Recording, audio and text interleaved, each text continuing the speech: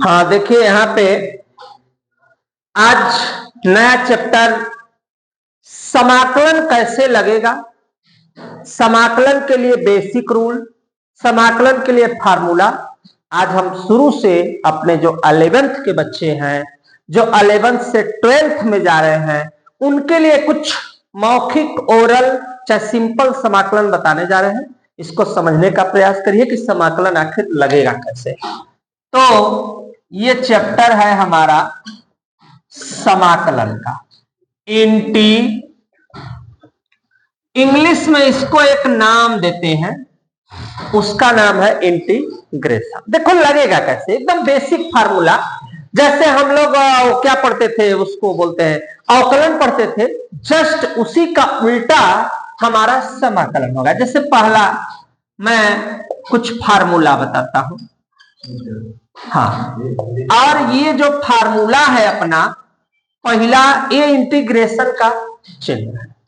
समाकलन x पे घात अगर n हो और क्या हो, साइंस जब मैं 11th में पढ़ा रहा था उस समय ऐसा कुछ मैंने बताया भी था तुम लोगों को। इसका सूत्र होता है x n+1, लास्ट में होता है प्लस c माने होता है कांस्टेंट टर्म। उसका अर्थ होता है कि इसका हल अनेक हो सकता है। पहला 2-3 फार्मूला, फिर 2-3 पे मैं सवाल बताता हूं। एक फार्मूला और है 1/x dx, इसका होगा log ex प्लस, ये ई ऐसे लिख दिया हूं, छोटा सा ई, कोई जरूरी भी नहीं है, अब प्लस सी। तीसरा e पे x dx, इसका भी फार्मूला ex प्लस क्या होगा, c। चौथा है फार्मूला में अगर साइन है, क्या है साइन, तो इसका होगा अब माइनस कास x प्लस सी। अब साइन में माइनस होगा, आकाश में प्लस होगा। जैसे देखो पचमा में सवाल है कास x dx है, यहाँ पे कास x और क्या है dx। अब यहाँ पे कास के लिए हम लोग क्या लगा देंगे बेटा, अब यहाँ कास है तो हमको माइनस लिखने की आवश्यकता नहीं। ये अपना कास x बराबर साइन x प्लस क्या होगा c। अब सवाल जैसे कैसे लगेगी, जैसे पहला एग्जाम्पल, हम एग्जाम्पल थोड़ा थोड़ा बताते चल रहे हैं। एग्जाम्पल में सवाल है, मान लो x पे घात 5 प्लस 4x पे 3 और प्लस 4, और इसका कह रहा है कि हमें क्या ज्ञात करना है, क्या ज्ञात करना है, समाकलन। रूल अपना वही, या तो तुम चाहो तो इसको ऐसे बना सकते हो, कै भाग हुआ, 1 भाग, प्लस कै भाग हुआ, 2। यहां जब कुछ नहीं होता है तो 1 लिखा जाता है, लेकिन 1 को माना नहीं जाता, ऐसे। अब 5 है तो कै जोड़ेंगे, 1 ऊपर, यहां पे जब 1 ऊपर जोड़ा जाएगा तो इसमें n+1 नीचे भी होगा, इतना ध्यान होना चाहिए। +1 ऊपर, +1 नीचे। यहां भी 5 1 कितना होगा, 1 जोड़ेंगे ऊपर, 1 जोड़ेंगे नीचे, +4, यहां पर भी +1 ऊपर, यहां पर भी +1 नीचे, यहां 4, यहां 1 है ना। तो जब अचर पद हो, एक सूत्र में बढ़ा देता हूं, अगर मान लो कोई अचर पद आए, अचर, रुक जाओ 1 मिनट, अचर अगर पद आ जाता है तो उसका भी मान जो है हम लोगों को क्या लिखना होगा, x प्लस क्या लिखना होगा, c।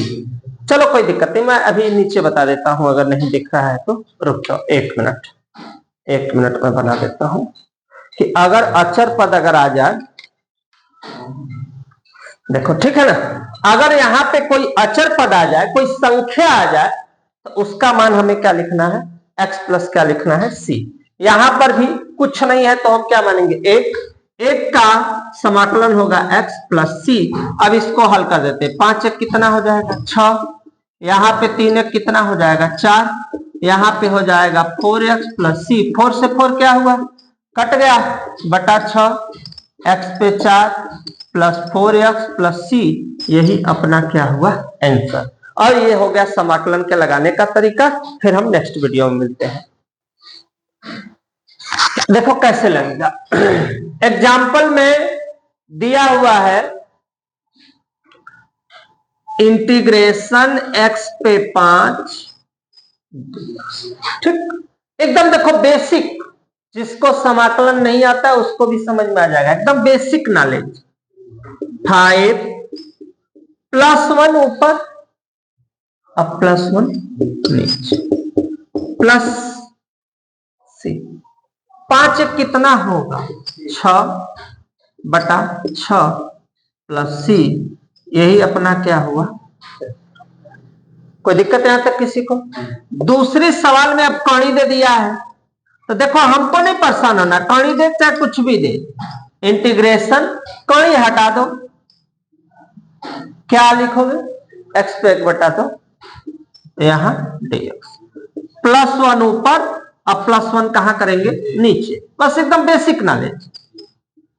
+1 ऊपर, +1 नीचे, प्लस सी, 2 एक कम, 2 और 1 कितना होगा बेटा, तो x पे 3/2, और जो घात पे होगा ना कंफर्म है कि वही बटा भी होगा। अब 2 ऊपर चला गया, 3 कहां हो गया नीचे, x पर 3/2 अब प्लस सी, यही अपना इसका क्या हो गया आंसर हो गया, एकदम सरल तरीके से। इसी तरह से अन्य क्वेश्चन भी है, अब इतना हो जाने दो, समझ गए तुम लोग ना। अब देखो अन्य क्वेश्चन कैसे लगेगा, देखो मैं बता रहा हूं, 1 मिनट। हमें बहुत नहीं मेहनत करना ना, बहुत ज्यादा सोचना है, बस थोड़ा थोड़ा अगर हम दिमाग लगाएंगे ना तो हमें समाकलन देखो अच्छे से समझ में आएगा। देखो इधर अब क्या है अपने पास, तीसरी सवाल में इंटीग्रेशन 1/x पे 2 dx, एकदम मत परेशान हो, +2 कहां जाएगा ऊपर, तो ऊपर जाने पर सिचुएशन क्या होगा, हाँ या ना, होगा ना, तो बस वही काम यहां भी करना है, +1 ऊपर, +1 नीचे, आप प्लस क्या लिखेंगे सी, कंस्टेंट टर्म लिख लेंगे, 2 में से 1 घटेगा तो कितना बचेगा -1, यहां क्या बचेगा माइनस, चूंकि 2 क्या है बड़ा है इसलिए चिन्ह किसका उतरेगा माइनस का। अब इसको हम चाहें तो यहां 1/x पे -1 ऐसे भी लिख सकते हैं, और इसको हम चाहे तो फिर कहां लिख सकते हैं नीचे, तो नीचे लिखेंगे तो 1/x, ये जो आया ना यही अपना इसका भी क्या हो गया आंसर हो गया। कोई दिक्कत नहीं आता किसी को, एकदम बेसिक नॉलेज से सीखो, सीखोगे सब समझ में आ जाएगा। समाकलन कैसे लगेगा, हमारा ये टॉपिक है कि आओ अवकलन सीखे, उसके बाद अब समाकलन सीखे। अब मेरे पास केवल चौथा क्वेश्चन है, देखो x पे केवल कितना है बेटा 8 है, ये तो कोई लगा सकता है, 8 कितना होगा 9/9 प्लस सी, ये जो आया वही अपना इसका क्या हो गया आंसर हो गया, एकदम बेसिक नॉलेज। 5वां क्वेश्चन एक और बताते हैं। अब दिया है x पे -6 dx, क्या करेंगे हम लोग +1 ऊपर, +1 नीचे, प्लस क्या लिखेंगे c। अब 6 में से 1 घटेगा तो कितना बचेगा, देखो माइनस कितना 5, नीचे भी -5 प्लस सी, लेकिन ये तरीका तो ठीक नहीं ना है, इसको कहां कर देंगे डाउन में करेंगे, डाउन में करेंगे तो क्या आएगा, चाहो तो तुम यहां भी छोड़ सकते हो, गलत नहीं होगा, तुम्हारा ये भी दिख रहा है ना, देखो बेटा तुम्हारा ये भी आंसर सही है। अब तुम चाहो तो इसको ऐसे भी लिख सकते हो, 1/x पे कितना, अब जब नीचे करोगे ना तो माइनस का चिन्ह नहीं लिखोगे, क्या लिखोगे प्लस, और ये 5 अपने स्थान पे, माइनस भी अपने स्थान पे, अब प्लस क्या लिखोगे सी। तो तुम चाहो तो ए भी आंसर लिख सकते हो, तुम चाहो तो ए भी आंसर लिख सकते हो, कोई दिक्कत हो तो बताना एकदम जो है। अब तुम लोग भी बच्चे अगर किसी को भी कोई दिक्कत हो कि समाकलन मुझे नहीं समझ में आ रहा है, क्योंकि मैं बेसिक से पढ़ा रहा हूं शुरू से 0 लेवल से कि समाकलन कैसे लगता है, अगर कोई दिक्कत हो तो कमेंट करो, निश्चित है कि हम सवाल बताएंगे जो भी रहेगा। फिर आगे है क्वेश्चन हमारे पास, देखो ये भी क्लियर हो गया यहां तक। अब देखो मेरे पास क्वेश्चन क्या है, क्वेश्चन में दिया है इधर देखो x 1/x दिया है, कड़ी में x दिया है और dx। अब देखो यहां प्रॉब्लम है, इसको हमें बनाना पड़ेगा। कैसे बनाएंगे? कड़ी हटाएंगे तो 1 बटा क्या लिखेंगे? 2। तो ठीक, यहां कोई घात नहीं है तो कितना मानेंगे? 1। 2 1 कम, 2 और 1 कितना? तो आया कितना? 3 बटा 2। हो गया है तक? समझे कैसे हुआ है? कड़ी तोड़े हैं, कड़ी तोड़े हैं तो घात पे, चूंकि बेस बराबर है, घात क्या है? अलग अलग है, तो हम उसको क्या कर देते हैं? जोड़ देते हैं। चूंकि ये देखो घातांक का रूल होता है, x पे घात m हो, x पे घात n हो तो x m प्लस, देखो ये घातांक का क्या है? रूल है कि जब आधार बराबर हो तो घात को क्या कर देते हैं? जोड़ देते हैं। देखो आधार बराबर है तो घात को 2 1 कम, 2 और 1 कितना? 3। ऊपर जाएगा तो क्या होगा?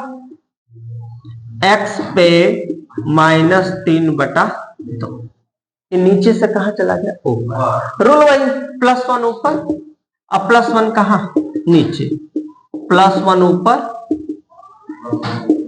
और प्लस क्या होगा? c। 2 1 कम, 2 1 कम 2। देखो सिचुएशन क्या होगा?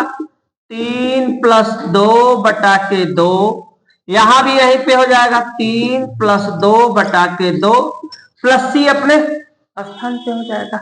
अब इसके बाद जब हम क्वेश्चन को आगे बढ़ाएंगे तो देखो हमारा सिचुएशन क्या बनेगा। जिसको आ रहा हाथ उठाया बेटा, सिचुएशन क्या बनेगा? 3 में से अगर 2 घटेगा तो कितना बचेगा? -1 बटा के 2, -1 बटा के 2 प्लस c। अब 2 कहां चल जाएगा? ऊपर। जब ऊपर जाएगा तो क्या होगा बेटा? ये वाला माइनस का चिन्ह हमने यहां पे लिख दिया, ये 2 कहां भेज दिया मैंने? ऊपर। x पे -1 बटा 2 प्लस c अपने स्थान पे। माइनस कहां आ जाएगा बाबू? अब बताओ।